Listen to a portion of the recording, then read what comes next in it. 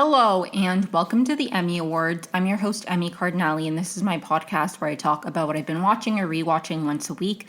If this is the first episode of mine that you stumble upon and you enjoy it, please feel free to follow me wherever you listen to podcasts so you can get notified when I upload a new episode. If you're listening to this on YouTube, like and subscribe.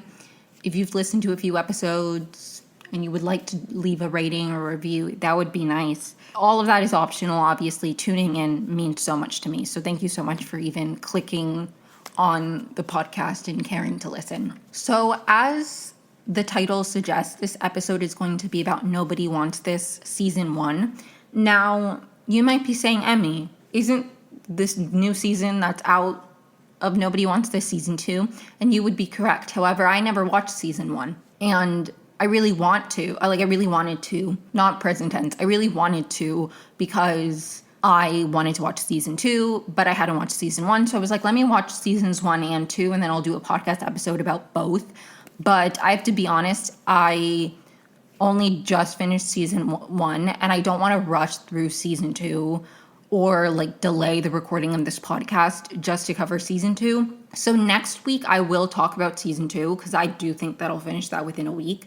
But this is going to be about season 1. So I'm sorry if you're like, this is a necessary preface for my thoughts on season 2. So that little disclaimer out of the way. Timestamps will be in the description. I am going to talk very briefly about Love Is Blind before I jump into Nobody Wants This. Also, another brief disclaimer. This isn't going to be like an episode by episode recap the way that I do when I'm fully recapping a show where I go scene by scene and I track the narrative arc of the story. I'm just kind of going to be debriefing. I will try to do it, my thoughts as the episodes went on. I'm going to try to not hop around the plot of the season, but it's not going to be super structured. I'm just going to talk about the thoughts that I had while I was watching the season. I honestly don't remember why I didn't watch season 1 when it came out. I think I just had a lot going on at that point, television show wise. And I feel like I'm in a bit of a drought when it comes to scripted TV right now, at least bingeable scripted TV. Honestly, even reality TV, because the Golden Bachelor season that's on right now is not grabbing my attention. The Love Is Blind season was the flop of the century, and I'll get into that in a second. But Golden Bachelor, I said a few episodes ago, I'll be talking about Golden Bachelor, and I didn't because I just genuinely haven't been engaged enough to keep watching it. I haven't watched an episode of The Golden Bachelor since the last time I talked about it on this podcast because it's just not that interesting to me this season. I'm sorry. It sucks, but what can I say? Because I really liked season 1, even though I didn't particularly care for the lead. There was so much good. The women are so good. And I think the women this season are good too. It's just, there's something about the way they're producing The Golden Bachelor that is not hooking me. But anyways, all of that to say that I wasn't really drawn to it. Nobody Wants This, when it was airing season 1. I don't know why. I just didn't watch it.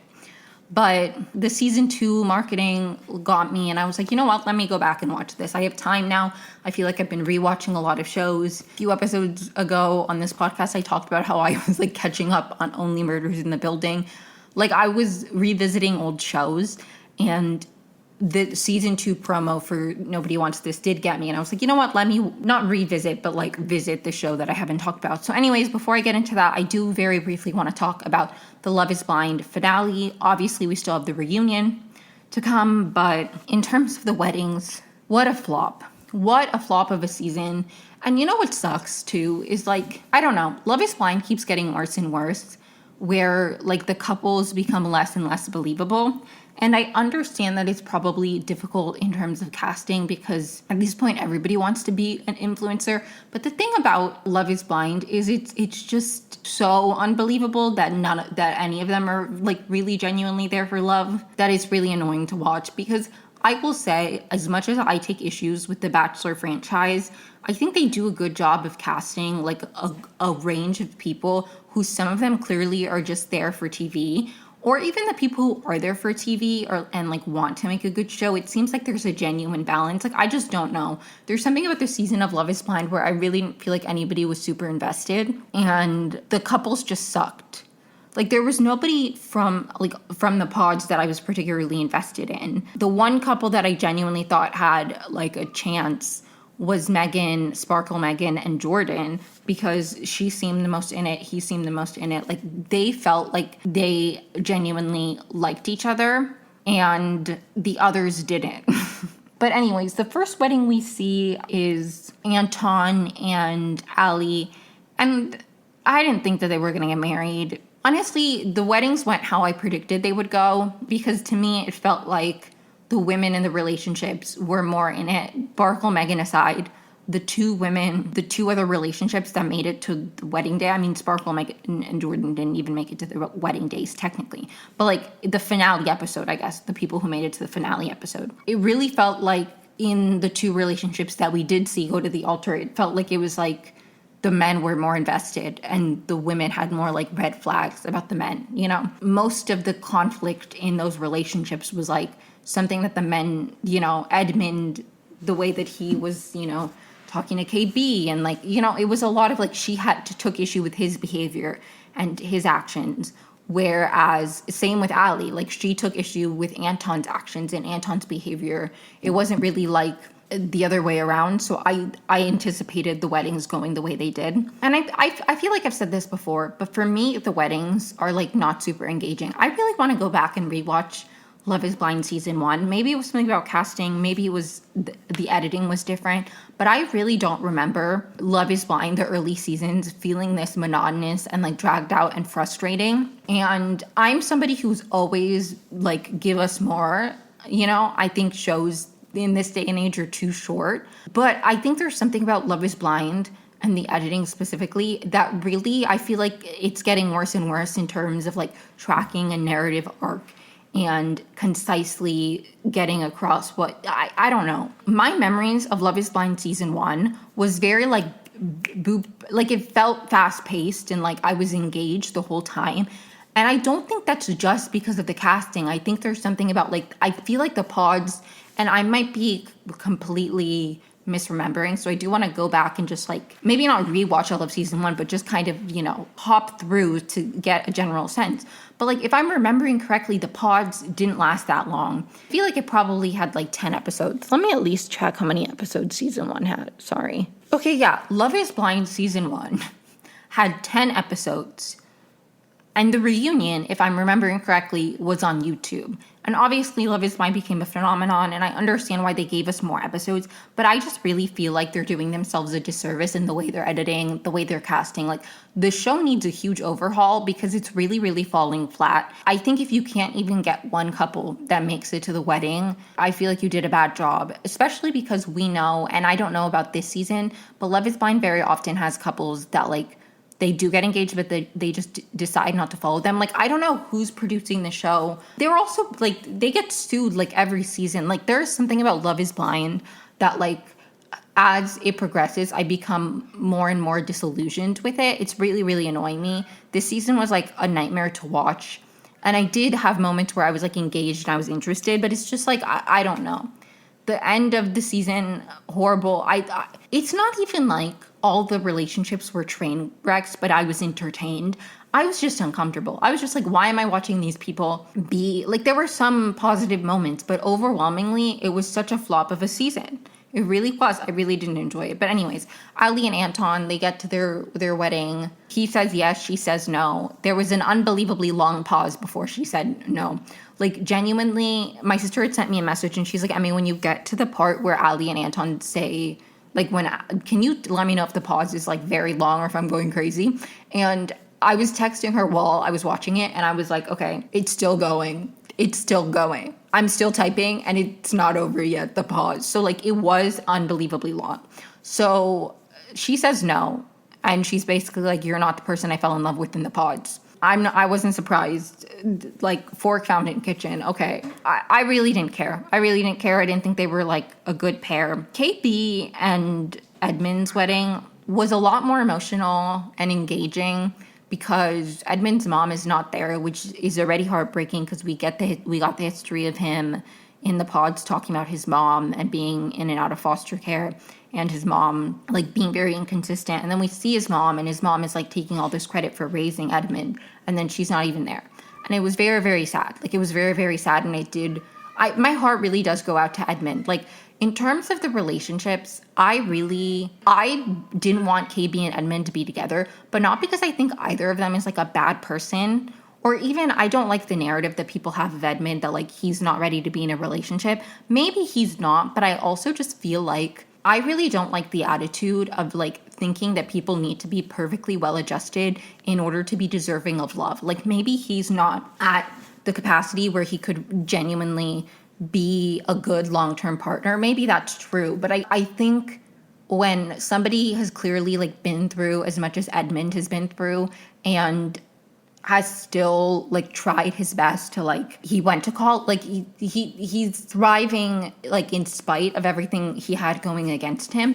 I really feel like it's very condescending. Like a lot of people are like people are infantilizing Edmund. He's not a child, he's an adult, he should take responsibility for, and I do agree to some extent, but I feel like it's weird because I feel like a lot of people who say that other people shouldn't infantilize him also kind of belittle him. I think that Edmund has self-work to do, and I think that he has like I don't think he's the best communicator, and I don't think he's the best at regulating his emotions, and I don't say that with any like malice. I have worked in therapy for a long time to regulate my emotions and be an effective communicator, and like interpersonal skills are something that I still obviously feel like I have work to do. I don't feel like I feel like there's always work to do. And I do think that Edmund has like work to do. And I'm not saying that like I think Edmund is a perfectly well-adjusted adult who's like super ready to be in a long-term relationship. But I think it's also just very infantilizing and like really, really condescending for people to get on the internet and talk about how he is not ready to be in a relationship. And I think it's really, really discouraging for people who have trauma, who have like mental health issues. I'm not diagnosing him. I don't know what he has, but I imagine he has some kind of trauma. At the very least, like not the best like attachment because of his, that stuff impacts you as a child. It just does. I think he obviously has work to do. I just really feel like it's really, I hate this attitude. Like I think it's more nuanced than that. Like, yes, there are demons that you need to like work through, and there are like states when you are unhealthy where being in a relationship is probably not the wisest decision for you or the other person involved if you're not able to show up in a respectful, there's truth to that. But I also think it's not so black and white that because we saw some like I just don't like that attitude of like he's not ready to be in a romantic relationship. Like I don't feel like you guys should decide that for people. And I think that's especially just like, I don't know, how many of the people saying this have like severe childhood trauma? Because while I think Edmund has work to do, I think he has a lot of good traits. And I just don't like this black and white of like Edmund isn't ready to be in a relationship. Who are you to say that? I think Edmund has more work he could do before he could maybe be the best version of himself to meet a partner where he would want to meet them. I think that's, true. But I also think that just because he wasn't the right partner for KB doesn't mean that he's not ready to be in a long-term relationship. I do think that there is somebody who maybe could handle that a bit more.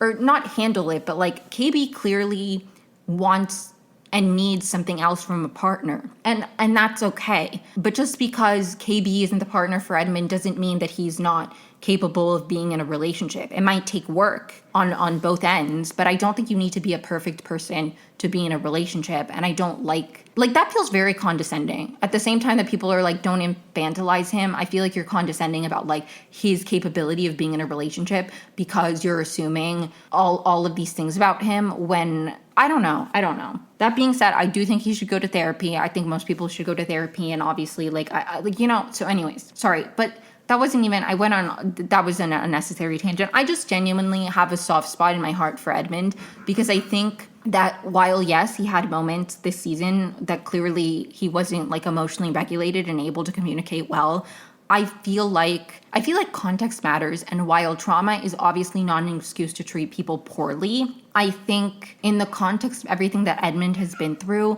he's not as far gone or incapable of being in a relationship as people are making him out to seem. He's also only like 28, I think. I'm 26.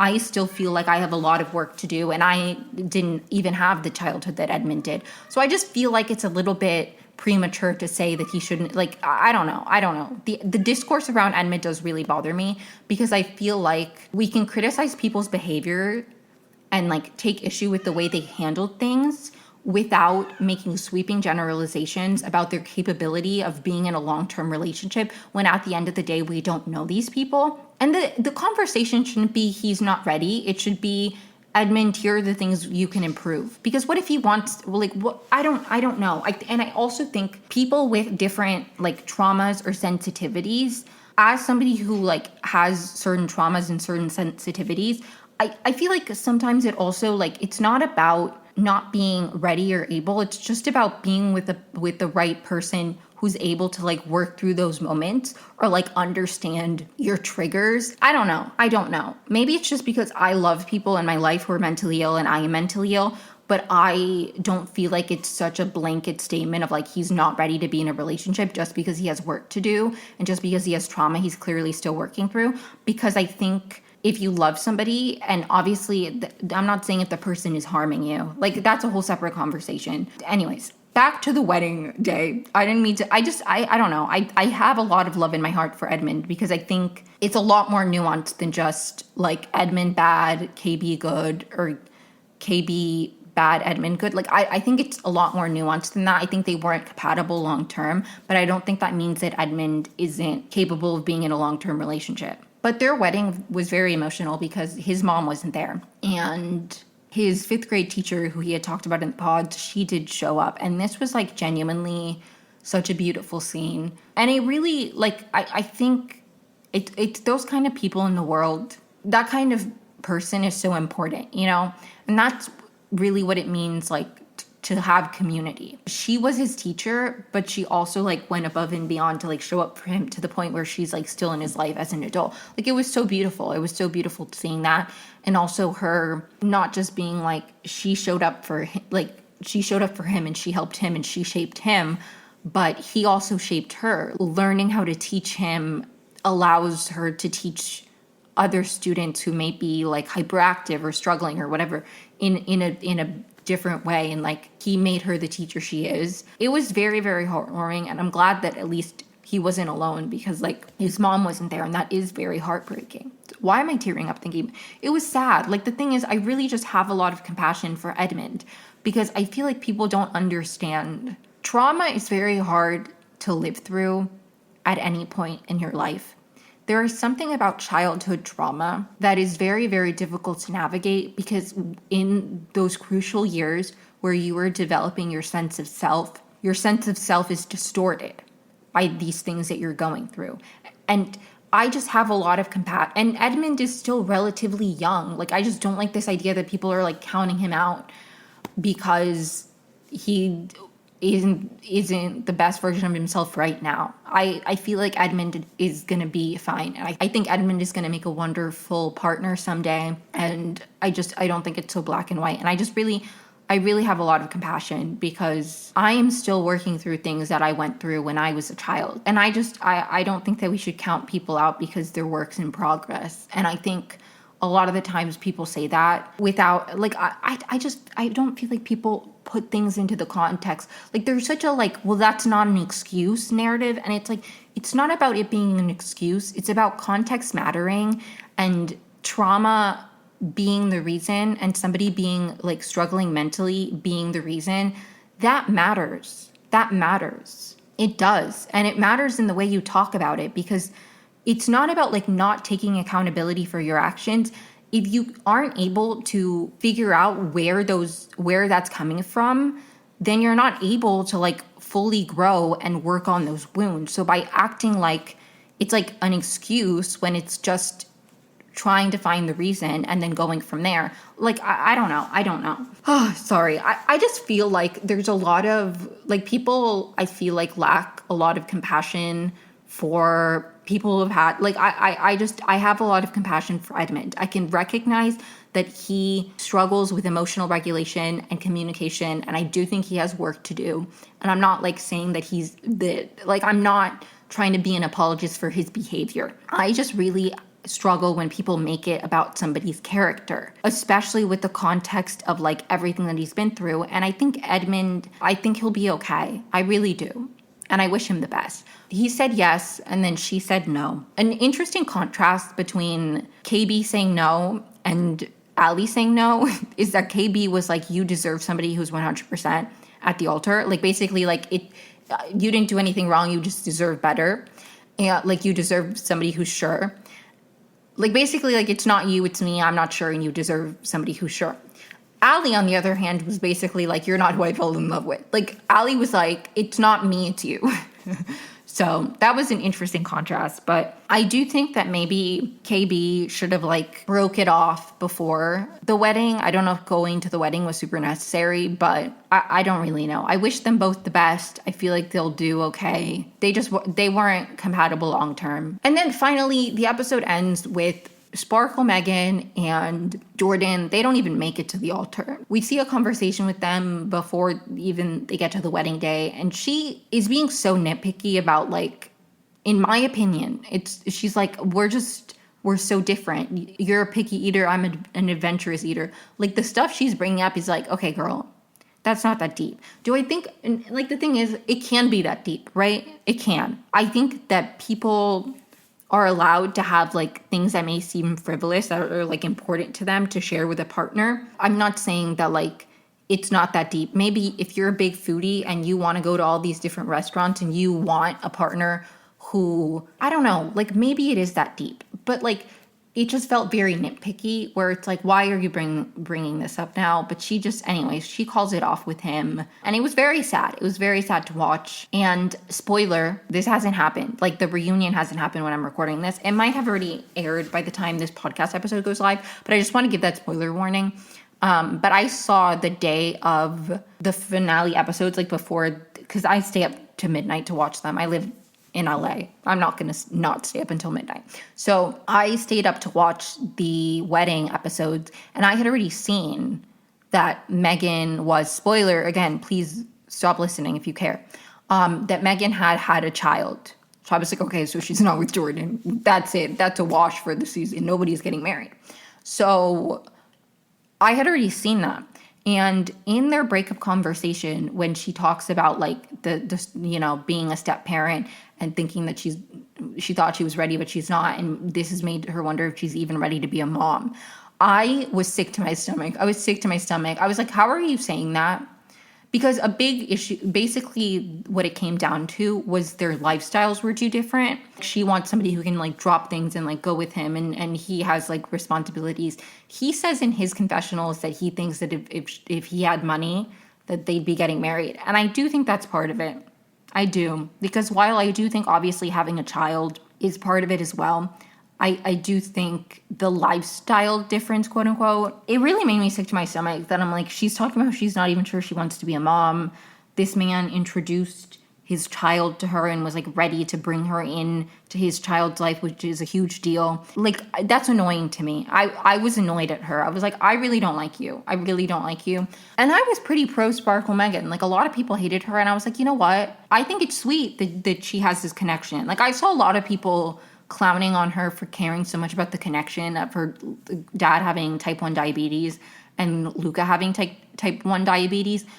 I took no issue with that because I think that's actually good. I don't know. I think somebody who, like, obviously it's tainted now because she wasn't ready and she didn't end up committing to that. But like, I don't think there's anything wrong with having a history of a certain disease or illness or disability in your family, and then, like, I don't think that was weird at all. And I defended her because I'm like, I think that's actually very sweet that, like, you have this experience. Because I do think there's a lot of, like, the daily reality of diabetes or any chronic illness or any disability that people don't understand. And I think when you have somebody who's, like, comes from a family where somebody very close to her had that, like, same disease, I think that's really a valid thing to connect with. But it did bother me, the whole thing. I was like, I don't know. I was angry. I'm like, okay, and she has a kid less than a year later. Okay, wrap it up. Flop of the century. What a bad season. Also, Annie has a restraining order against her. So, whoever the fuck is working on the casting needs to fix it. But that's all I have to say about Love is Blind. I talked about it longer than I anticipated because I really had a lot to say about Edmund. But anyways, moving on to Nobody Wants This season 1. So, as I've said, I didn't watch season 1 when it came out. I watched all of it in the last few days. So this is pretty fresh, right? This is in my brain. Something funny, my sister was like, I think you're like, Nobody Wants This. Like, they're podcasters. You're a podcaster. Which is funny. And I will say, I do really enjoy the parts where they're recording their podcast. I was like, oh my God, that's my life. Obviously different, but their podcast is very different from mine. But I am enjoying the podcast stuff. What can I say? I do identify as a podcaster. That is part of my identity. Anyways, so basically episode 1, it kind of opens with Joanne and Noah like separately have their own storylines where we see Joanne like dating isn't going super her way. Noah meanwhile has some like relationship conflict where his long-term girlfriend is just wearing a ring and he's like, what? It was an engagement ring that he never proposed to her. And anyways, they break up because of that, which I think is a valid reason to break up with somebody. I don't know. I've never been in this situation, so I can't say. But I can't imagine if somebody doesn't want to propose to me, even if they're waiting to propose to me. It's like, why do I care? Unless we need to get married for some very pressing reason. That like we need to get married, and why are you dilly-dallying? Like we don't need to get married until the person wants to marry me. So like why would I put on this ring and be like, this is mine, we're gonna get married? That's weird. I don't like that. So anyways, they break up, and at this dinner party that Joanne goes to, Joanne is the main character played by Kristen Bell. I imagine you've seen the show. If you're listening to this, sorry if you haven't, but I'm assuming that everybody's seen the show when I'm talking about this, so I'm really sorry if you haven't. But anyways, I really liked the way, obviously going into the show, I knew that they were going to be romantic interests.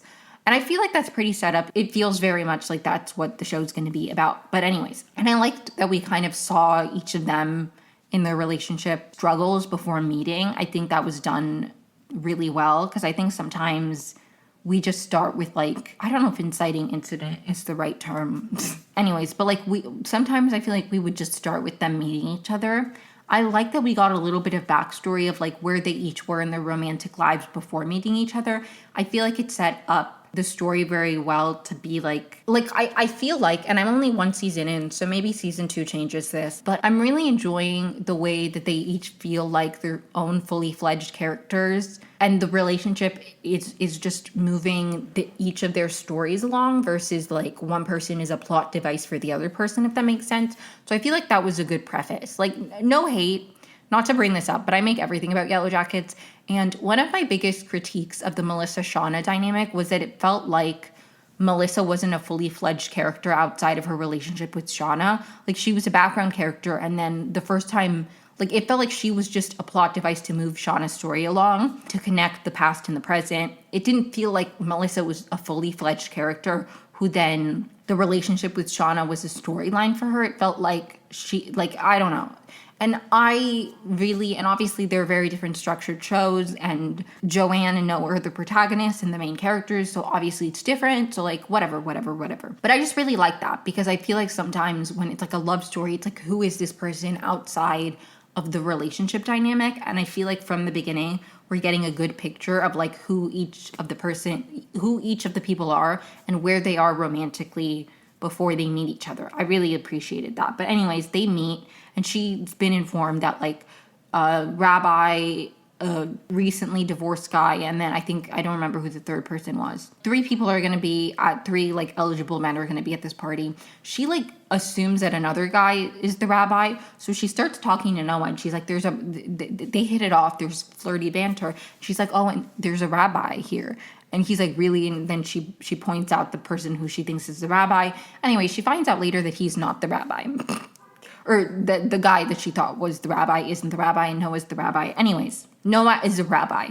And this is very important because his Judaism and her not being Jewish is like the main driving factor of season 1. I lost my train of thought. But yeah, it's basically like he obviously, they hit it off, but she's like, you're a rabbi. I don't know how much this is going to work. But he really just wants to still keep pursuing her. So they go out a little bit. I really appreciated the push and pull. Joanne is a very interesting character to me. I don't know. I was about to say something, but like, obviously, I grew up in a fairly Jewish area. So I feel like while I do not know everything about Judaism, okay, to be clear, I'm not Jewish, so I don't have that lived experience. And two, I'm not a scholar on Judaism. I'm not claiming to be an authority. But there are a lot of things that she seems to not know that I feel like I did know. And don't get me wrong, okay? I don't know everything. Like, I once went to a temple on Shabbat, and this was an Orthodox temple. I don't know if it was modern Orthodox or like, I imagine it was, I don't know. I was a guest. I didn't just go to this temple. Not that I wouldn't be welcome. I don't know how that works. But anyways, I was a guest. I went to this temple. It was an Orthodox temple. So it was like women were separated and men, anyways. But that wasn't even super relevant. Okay. It was lovely service. It was great. But the person inviting me was like, make sure that if you park on the street because the gates close and they won't open the gates. And obviously now I know that wasn't a problem for me because I didn't drive. I was in high school, so my mom drove me and dropped me off, and then she picked me up. So this wasn't an issue for me. But obviously now as an adult, I know that that's because they're not driving home because it's Shabbat. So they walk home because they don't. Anyways, I didn't put two and two together.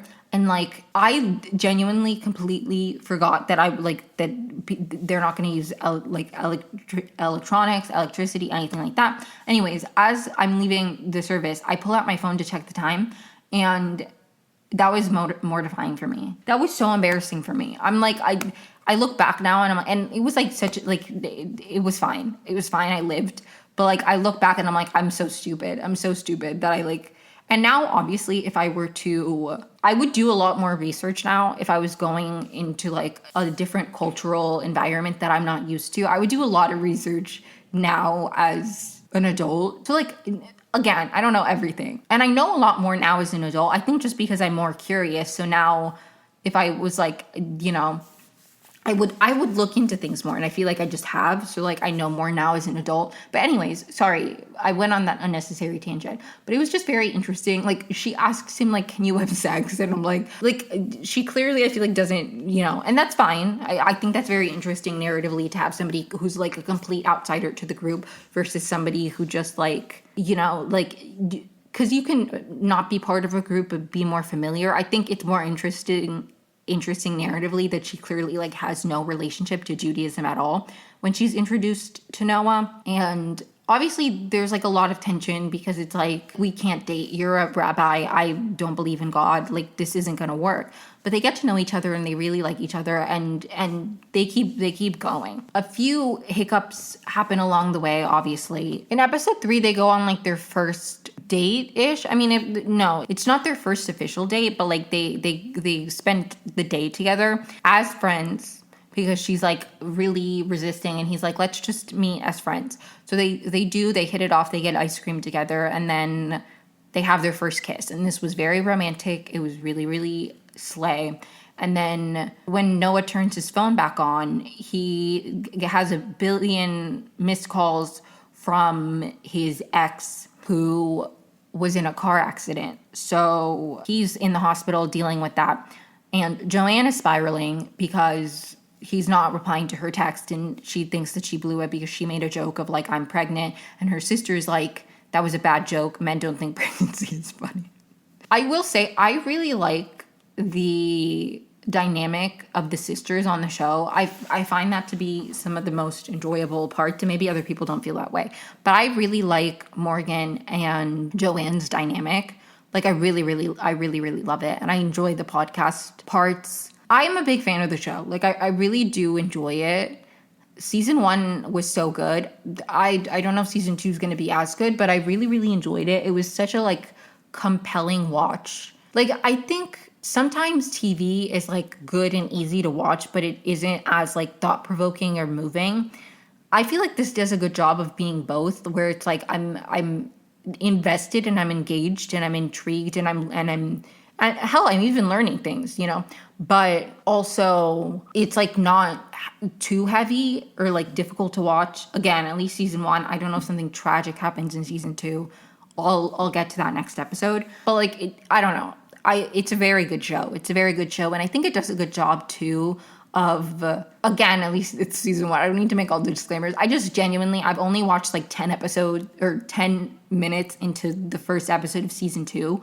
So like I have no idea what happens in season 2 in terms of like, you know, the pacing and everything. So I just want to make it clear that I'm talking about season 1 specifically. But I know that's annoying for all the disclaimers. Anyways, sorry. But season 1 specifically, I feel like does a good job of like, I feel like a lot happened and there was a good arc, but it was also concise. Like I think it was a very well executed season of television where I was engaged with like all the storylines, and I feel like I got to know these characters and follow their lives for this amount of time. But it also wasn't like too, like, I think a lot of the times shows really struggle with the like format of streaming and television today, where it's like the standard is like 10 episodes for a season. And I feel like there are a lot of shows that I'm a fan of where I'm like, I feel like this is the kind of show that needed a few more episodes. And I will say I don't feel that way about Nobody Wants This. And I feel like they used the amount of time they had to follow a very good, like, I think it was great. It was great. I really liked season 1. Anyways, sorry. I'm being so annoying. But anyways, eventually, obviously, he does reply to her text. Or actually, no, he's outside of her house. She gets home late. She like found a dog or something. Because she went to record a podcast after this like date with an aura reader. And the aura reader's like, you don't have an aura. And then her sister mentions that she's dating a rabbi. And he's like, the aura reader's like, I mean, I don't know. Somebody who's close normally has like that kind of relationship with God. They normally have very, very strong auras, and you don't have an aura at all. So she starts to like, and this compounded with the fact that he's not replying to her, she starts to be like, oh my God, we're not meant to be together. I'm not good enough for him.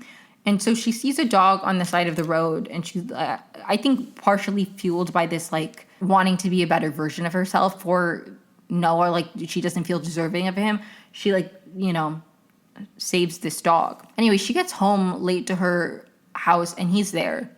And he apologizes. It wasn't that he didn't see the text. Anyways, so episode 4, they have their first like official date.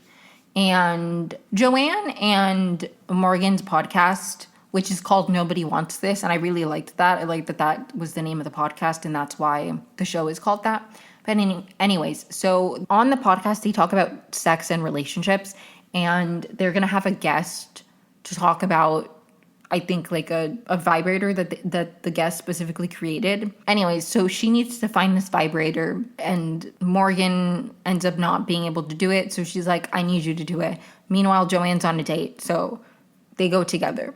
And this was kind of one of the first moments where it's like him being out with her could maybe impact his job as a rabbi, because they're at this sex shop together, and one of the people who attends his temple is there. Now, this honestly didn't feel super like, I mean, obviously it adds to it, but there are moments later where it's like, okay, it's very clearly about her not being Jewish. This feels like it's like it would have been awkward regardless, but I'm sure it doesn't, you know, anyways. But their first date goes well. Besides that, I was really rooting for them. I was a big fan. I liked them together. Episode 5, there's like another speed bump, right? Where it becomes clear that him dating somebody who is not Jewish could cause him like complications at his job. He gets invited to do this like sermon, or sermon isn't the right word. And it's not even a service, actually. I think it's a Torah study at like the camp that he went to as a child. And I think he goes to now like as a rabbi. He has a relationship with them, and now as a rabbi, because the kids there know him and they call him Hot Rabbi. But anyways, Joanne and Noah originally have like a weekend planned, and she like cancels on a work meeting. She and Morgan are supposed to meet some people about their podcast specifically about doing live shows. And she's like, I can't, I have this weekend with Noah. So then Morgan's like it's on Morgan to do it alone. Then Noah ends up having to cancel, and he's like, but we can go to camp together. So she joins the camp, but it's like this thing where it's like, I think his brother Sasha is like, isn't that going to be a problem with you bringing her around to camp with like your boss? And he's like, no, my boss isn't going to be there, so it'll be fine. So he brings her there. Then his boss shows up. He calls her his friend Joanne when he's introducing her. She obviously gets in her head. She also wants to go watch the tour study, and he's like, no. And they have a picnic that they're doing, and she's like, you're acting weird. And he's like, my boss is here. Like, this is very complicated. Anyways, it's sad. It's sad. And it's sad because I understand both sides. And it is difficult when you love somebody, but it's not easy or simple because of extenuating circumstances. What can I say? It made me sad. It made me sad because I understand where he's coming from. And I also think that's like a very sad position for Joanne to be in. So I don't really know. But they also very clearly love each other deeply. So it's not just like that simple of we're not compatible, so like let's move on. It's like they're very clearly, there's a lot of energy and chemistry and passion there. And they do seem compatible. I think it's just, this is a huge obstacle. And it did make me sad because I understand where she's coming from. And obviously you don't want to be a secret, but I also understand where he's coming from. Especially because this is something like unexpected for him, right? He was like with the same person for a while. I don't remember how long their relationship was, his with Rebecca, but like he was with Rebecca for a while. And obviously he hasn't been in this position where the woman he loves or is falling in love with is outside of his religion. And Judaism is a matriarchal religion. So I understand. At some point, even later in the season, he's like, they're talking about, he is with his boss talking about him going up for like, actually I'll get to it in a second. But anyways, she like doesn't want to be a secret. So she leaves the camp, and she had talked to some of the campers there because they overheard him calling her his friend, and she's like, no, it's not about that. But then after he kind of is like, we can't do the picnic, and also you can't come watch me do tour study. She's like, she's like, she leaves because she doesn't want to be there and not be at work with Morgan. Interesting side plot. Morgan is like, she and Sasha had met when Joanne and Noah were on their date. Like he joined her, or not on their official date, but they like hung out at a bar. This was, I think, in episode 2. They hung out at a bar, and then Sasha's wife comes and is like, you need to leave, and then mentions Rebecca, who Noah was previously like, she's like, it mentioned engaged. They were never officially engaged, but like whatever. So that also leads to Joanne's hesitation because she's like, we can't be together. This is too complicated. But anyways, sorry, moving forward. At the end of the episode, he asks her to be his girlfriend because the girls at the camp after Joanne had left were like, she just wants you to ask her to be your girlfriend. So he does, and it's a very sweet moment. There's also a very sweet moment where at the camp, while he's doing the Torah study, she talks to a rabbi there, a woman rabbi. That's relevant, okay? She explains, and this rabbi explains to her about Shabbat and lighting the candles. And this rabbi, and whose name I literally don't remember, and I'm so sorry, she and Noah have a conversation because he's like, she left. And this rabbi's like, hey, for thousands of years, women weren't allowed to be rabbis, and look at me. Like, it doesn't need to be, like, things change and evolve. Like, kind of encouraging him, if, like, he wants to go for it, to not be so rigid. And that does push him. But anyways, she also, when they talk, there's a very sweet moment where she's like, I'm sad that the worst part is that you made me miss my first Shabbat. That was very sweet. Obviously, the narrative structure of the show is leading to, like, will she convert or will she not convert? And because I know this, I've been trying to pick up on, like, I do think that there are very clear moments where it's like, she is interested in Judaism and is drawn to certain aspects of that. So I think these little moments are nice to pick up on. So anyways, they become official. And then after they are official, there's like a conversation with his boss because he's a consideration for being like the head rabbi. And his boss is basically like, he like refers to her as like I don't remember what analogy he uses, but he uses some analogy. And sorry, I lost my train of thought, but I wanted to mention this earlier because I was talking about how Judaism is a matriarchal religion, and there was a point when he like just parrots the analogy, and he's like, yeah, I know, if they see me eating a ham sandwich, because I think it's something like that. It's something about food. So he's like, if, you're eating the ham sandwich, and he's like, yeah, everybody will want to eat a ham sandwich. And his boss is like, no, I was going to say everybody will marry a non-Jew and then our people will go extinct. So like, I really don't hold any stigma or judgment for people who like want to marry within their culture and their religion. And I think Judaism is a beautiful culture and religion, and it is obviously matriarchal. So there is obviously like a complicated, your kids won't be considered Jewish, and then like, or even if it's not your kids won't be considered Jewish, it's like, if that is the culture in which you grew up and you want to pass down those traditions, and having a partner who isn't in that with you, especially if you're a rabbi, because it's not just like he's Jewish and he's observant and that's important to him, but he'd be fine like not like, his religion is his career and therefore his life. And so it's valid where he's coming from. So I understand, but he's clearly struggling because he loves her, but he doesn't. Anyways, and they do eventually have a conversation about like, would she be willing to convert? Sorry, I know I said I wasn't gonna hop all over the place, but I am. Okay, I'm recording this the next day. I'm picking up recording the next day. So if the audio changed at all, that's why. I'm sorry.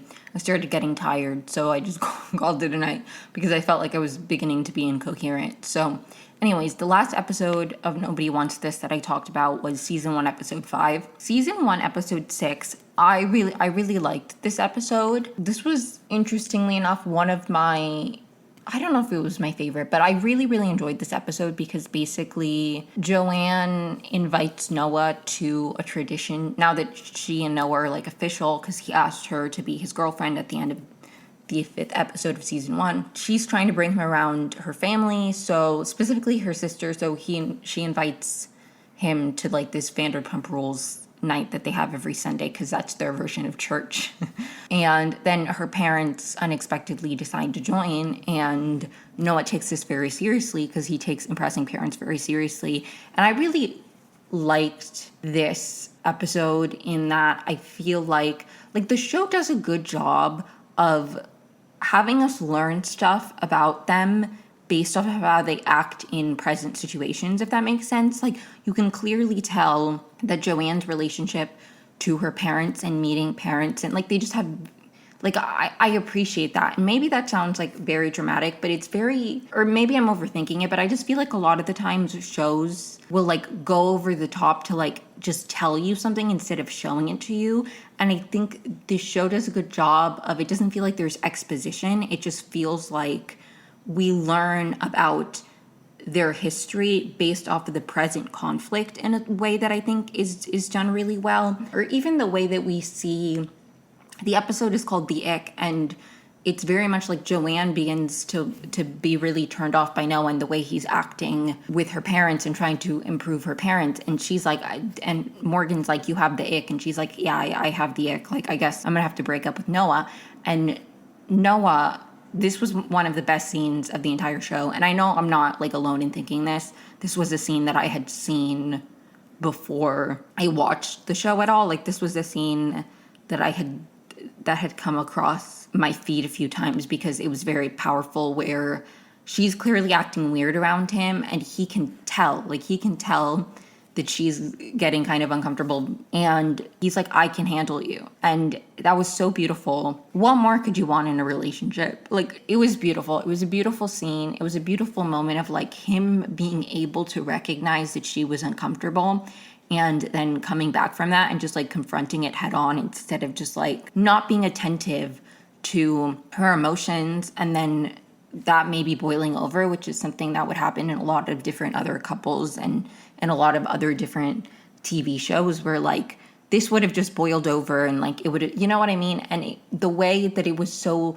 quickly and simply resolved by his ability to notice that this was an issue and just confront it head on and like read what she needed to hear and like understand the reaction she was having to this and kind of like the gut reaction she's having with the ick itself. Because while I do think that like the ick, so many different people have different like definitions of the ick, I do think, not always, but I do think sometimes the ick is just a form of self-sabotage where it's like you're so nitpicky about little things that the person does that turn you off. Now, I think that there are big things that could maybe give you the ick, but then in that regard, I feel like you have to be like, is this ick like a minor thing? Am I being nitpicky, or is this icking me out because of like the deeper meaning or like what's behind the ick? But I feel like the way he was able to recognize that she was kind of like self-sabotaging and like and like it was beautiful. It was such a beautiful scene. I really liked this episode. I think it was just really interesting to see how different their reactions were to like the idea of meeting of her. She was like, it doesn't matter, meeting my parents isn't that big of a deal. And he's like, no, but this is a big deal for me. Like I really liked the episode. It was really, really great. I liked the way we got to see Noah interacting with Joanne's family and what that told us about him and the way he was raised and the way he views meeting families versus contrasting that to Joanne and how she viewed the idea of him meeting her family. It was all very, very interesting. That was a great episode. Episode 7 is called Wags, and it's like the wives and girlfriends. And it's all about him introducing her to like his group of friends, if you will, because he has this basketball team called the Matzo Ballers, and they like make it to the next round, and all the wives and girlfriends are going to be there. So naturally, this is a big hurdle to overcome. But she realizes early on that a lot of them were friends with Rebecca, so she has a big hurdle to overcome because they're going to be loyal to Rebecca. Even like they already have a guard up when it comes to her because they have this history with his ex. But I enjoyed the episode too. It wasn't my favorite, to be honest, but it was a fun, enjoyable one. I liked the Sasha and Morgan dynamic. Going into watching the season, I did know that people ship Morgan and Sasha, and so I did obviously have that in mind. And like I have to say, I'm only at the end of season 1, but I really like their dynamic. Like I'm a big fan, and I understand the impulse to ship it. I don't personally know if I want that to become a romantic relationship. I really like them as a duo, and I think that's a very interesting dynamic that I'm glad we're getting to explore. But I'm not fully sold on that becoming like a romantic partnership. And maybe if it's like a slow burn and like we'll get there. And obviously I haven't even watched season 2, so maybe season 2 there's more there. But like I'm a big fan of their dynamic, yes, but I feel like it doesn't need to be romantic. Like, I'm not sold on them being a couple. I really like them as friends, and I think they add a lot of layers to the show. And I also think there's something very well done about the fact that, like, Joanne and Noah have their 2 separate worlds, and then these 2 characters from those worlds are, like, interacting in a way that feels very seamless and not, like... Because there's...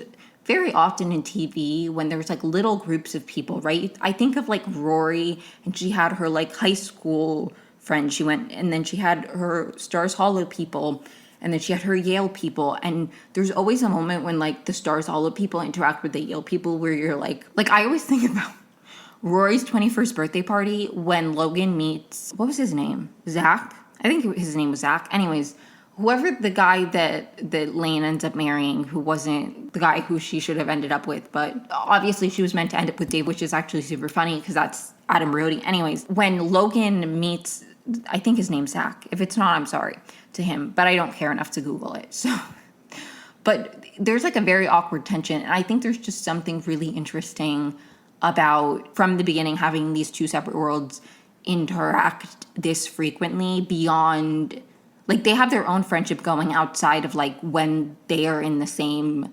circles, like when they're in the same place, because Joanne and Noah are both there together. And I think that's really interesting and I really enjoy that. And I think that's a very good feature. And I understand why people then are so drawn to their dynamic and are rooting for them to be a couple. I'm not there yet. I'm not there yet. I don't think that I want them to be a couple. I really like them together, like as a duo. I enjoy their storyline. I'm just not sold on the romantic aspect yet. And I feel like, and maybe there is something there, and maybe I'm not seeing it. I'm not trying to be a hater, but I feel like there is something that happens with duos on TV and like really liking a dynamic and a relationship that people feel like they want. Like, I'm just somebody who I can really appreciate a dynamic and like find a lot of joy in like what these characters bring out of each other without necessarily hoping for it to be like a relationship. Like, you know what I mean? So like Lottie Nat is one of my favorite duos in Yellow Jackets. And while I do personally think there's romantic undertones, if Lottie and Natalie it's never canon in the show, I'm not gonna be upset because I really just appreciate what their dynamic is at all, if that makes sense. Like, I don't think that they need to be an established couple where they like kiss and, you know, for that to be a valuable and crucial dynamic to the show. So I just, sorry to go on that tangent, but like I really like Morgan and Sasha as a duo.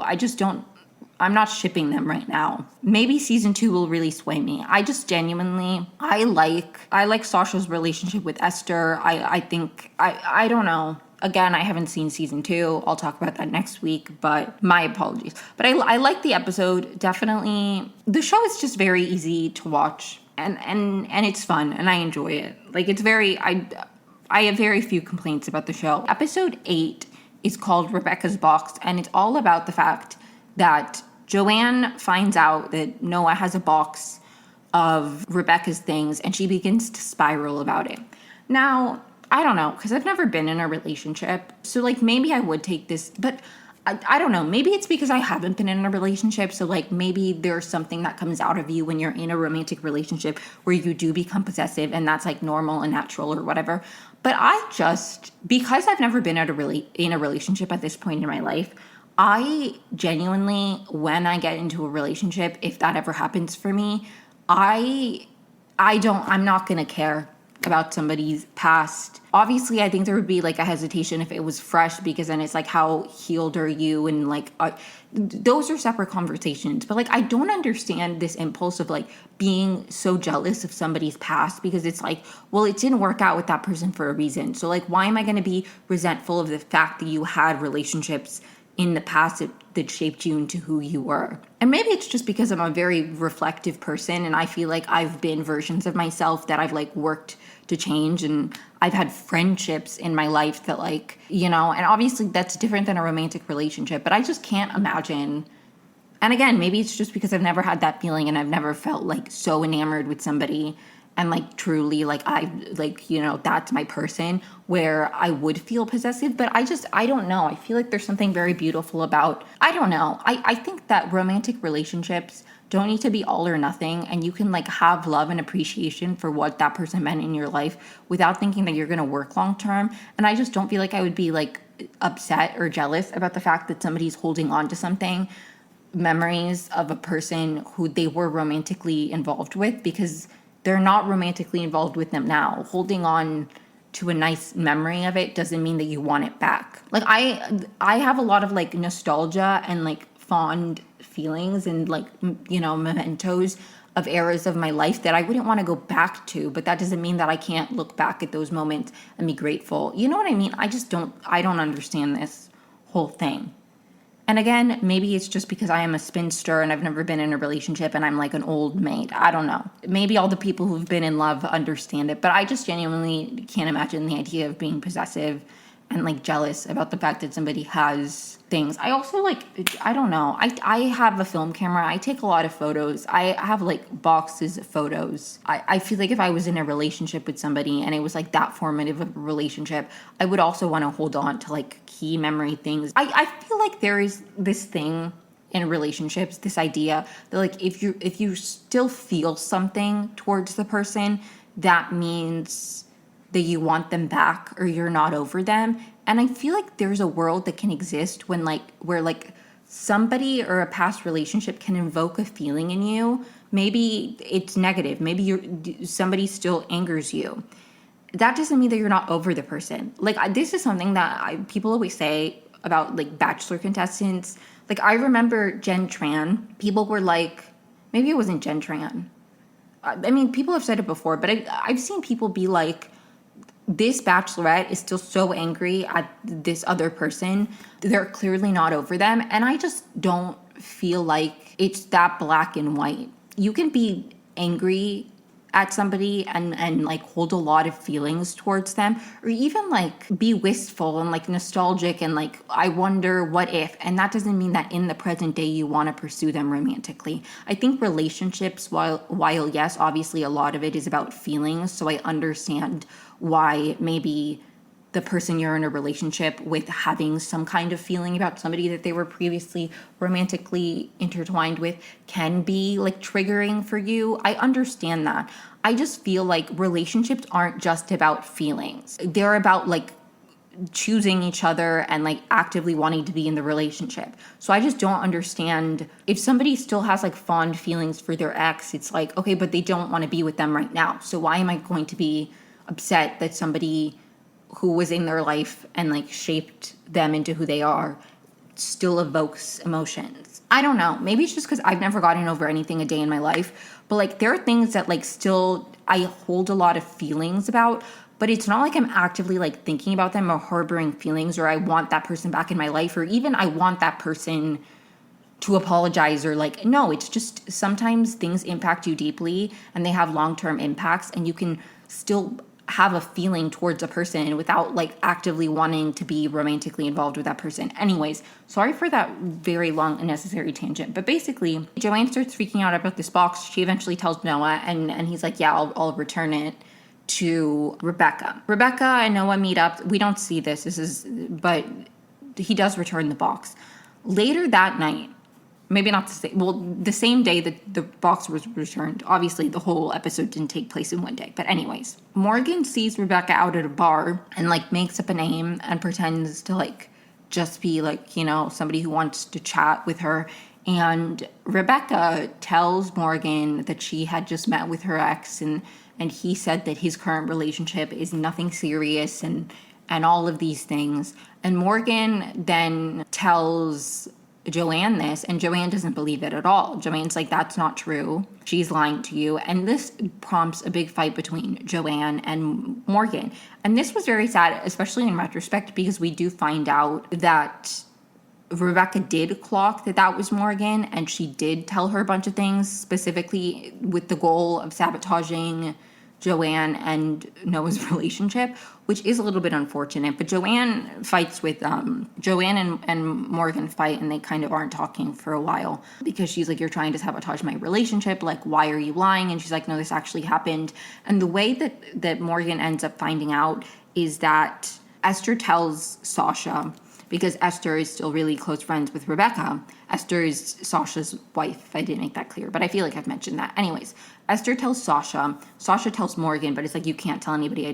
Actually, no. First, Sasha tries to tell Noah, and Noah's like, I don't do gossip. It's a rabbi thing. There's a Jewish word for it, for gossip specifically, that I can't remember what it was called, but he's like, I don't do that. So, not that you have to be a rabbi to not like participating in gossip. I'm just saying he specifically said something in Hebrew. Anyways, sorry. I just don't want to like erase the parts of Judaism that are mentioned in the show because I feel like that's important to his character. So I don't want to be like, oh, he just doesn't participate in gossip. It's like, yes, he does, but it's because of like a moral calling, because of him being a rabbi. So anyways, I want to be as respectful as I can.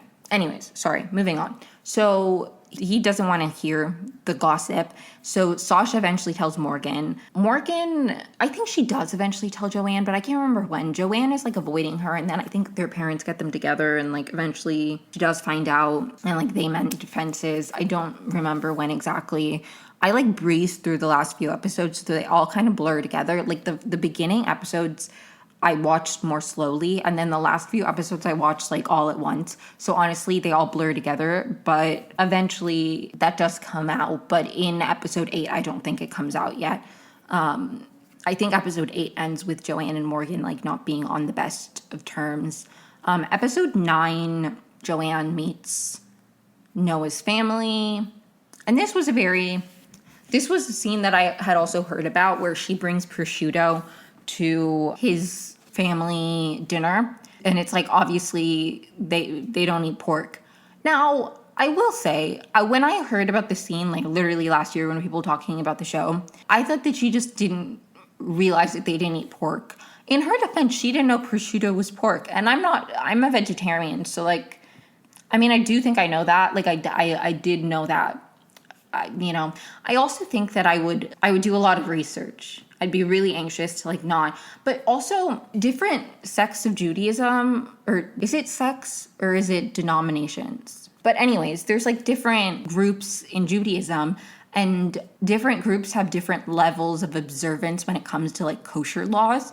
Because like, for example, from my understanding, kosher, if you're keeping fully kosher, you don't mix meat and cheese at all.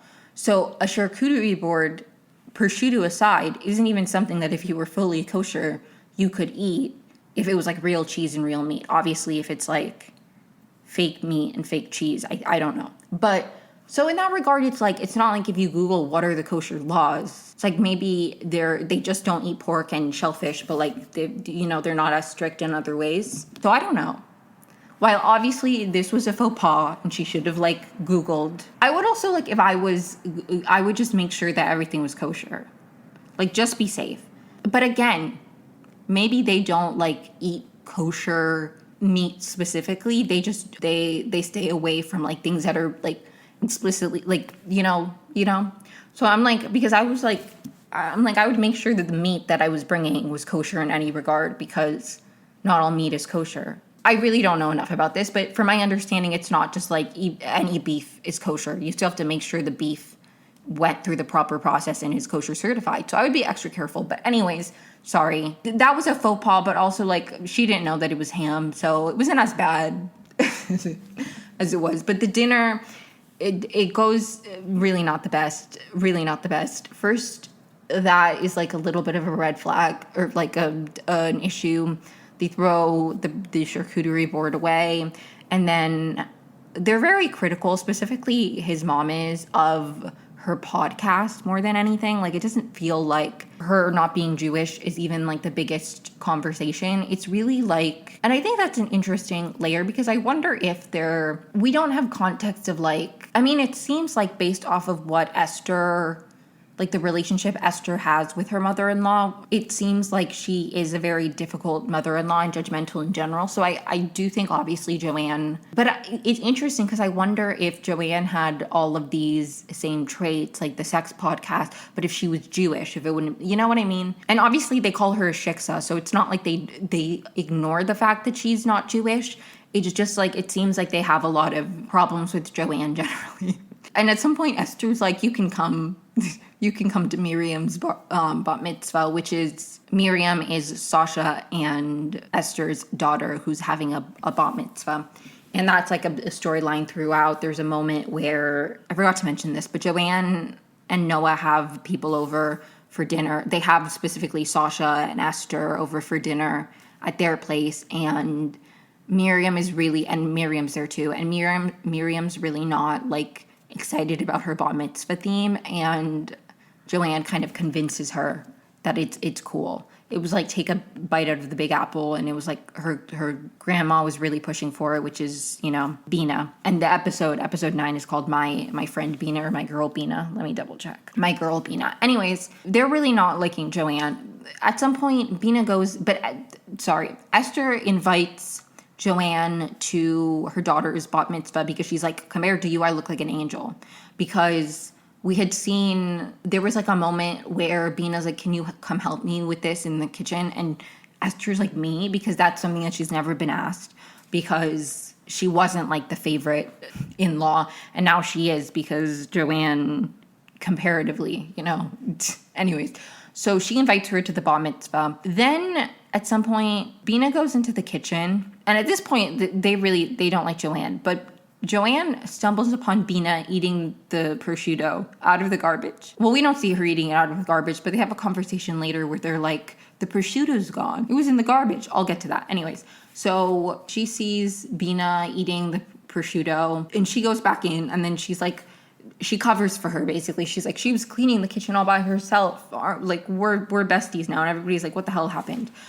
Later, somebody's like, all the prosciutto's gone. And Joanne's like, yeah, I ate it. And they were like, it was in the garbage. And she's like, yep, I dug it out of the trash and I ate it. Like, she basically covers for Bina.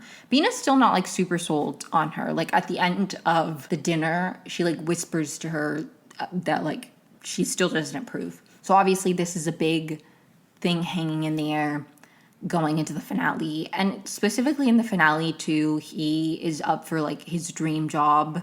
I think this is when the conversation that I had talked about previously happens, where it's like, this is going to be a big hurdle, I guess, for the dream job specifically, like being the head rabbi. So that's like when he really begins to wonder, and he asks Joanne if she would ever convert.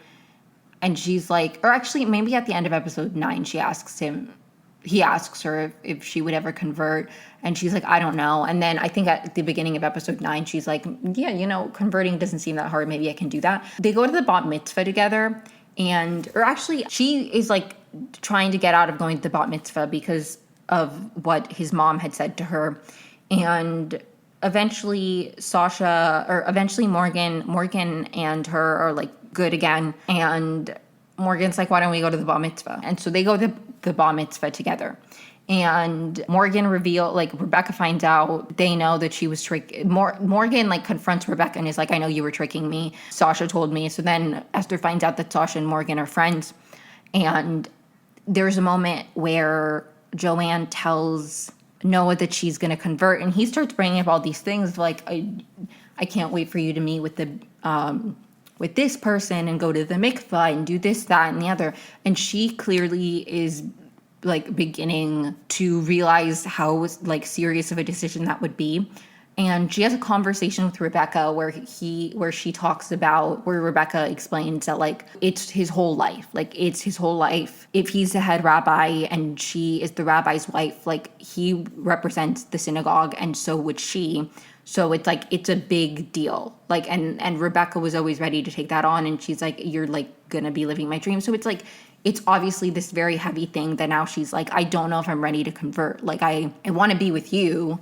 And I think it hit her how big of a decision that was. And she also she wasn't ready to make that decision. And he very much was stressing throughout the whole thing of like, but you want to do this for yourself too, because that's a big thing with converting to Judaism specifically, from everything I've heard, is while people obviously convert because they're in a relationship and that is something that introduces them to Judaism, because Judaism isn't like a proselytizing, is that how you pronounce the word? They don't like recruit people and try to convert people. Like, converting to Judaism is difficult, and it's something that they're very much like, are you sure you want to do this for yourself, not for, So I understand that he's like, but you want to be Jewish too, right? Like, and I think she's like, I'm not there yet. I don't know if I don't know. And she obviously doesn't want to stand in the way of his job. So she's like, we shouldn't do this. She leaves. He chases after her, and they kind of decide to choose each other. And that's where season 1 ends. And I really liked it. I'm excited to watch season 2. I imagine the big conflict is going to be, is she going to convert? Is she not going to convert? I don't know what happens to the job if he gets it. I don't know. I'm excited to see where things go, but I really enjoyed season 1. I think it's a very well executed show. Like, it's funny, it's engaging, it's not too heavy. It's a good show. I feel like I'm learning things. I feel like I'm thinking about like the world That sounds so dramatic. But I just feel like there's a lot of TV where I watch it and I'm like, I feel like I wasn't thinking very hard while I was watching it. And I think there's value to that sometimes. And I try to find meaning and examine things, even if on the surface I don't feel like I'm really, like, what is this trying to tell me? But I feel like the show does a good job of, like, even in the silly, lighthearted moments, I feel like the general arc of, like, these two people who come from different backgrounds, who, like, are drawn to each other but are, like, struggling.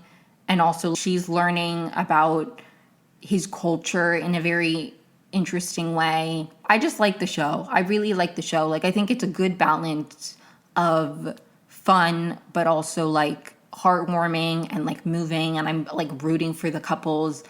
I'm rooting for the characters. They feel like fully fledged characters within their own right, not just like they are plot devices to move the other person forward. And I really like it. And I think probably a lot of that is because it's based off of, like, real people's real life experiences. So they are probably, although that doesn't always necessarily translate the best to writing. Sometimes when you're trying to write about yourself or your real life experiences, it's harder. It really depends on who's doing it. And I love the fact that they're podcasters. Me too. Although obviously the Emmy Awards is a very different podcast. But thank you so much for tuning in. I will be talking about season 2 next week. I do anticipate getting through season 2 within the next week and having enough to talk about then. I hope you enjoyed the episode. If you did, please feel free to follow me wherever you listen to podcasts so you can get notified when I upload a new episode. Like and subscribe if you're listening to this on YouTube. Share with a friend who you think would enjoy the podcast. Anything that you want to do would be great, but even just listening means so much to me. So thank you so much for listening. Can't thank you enough. I hope you have a great week, and you'll hear from me next week. Bye.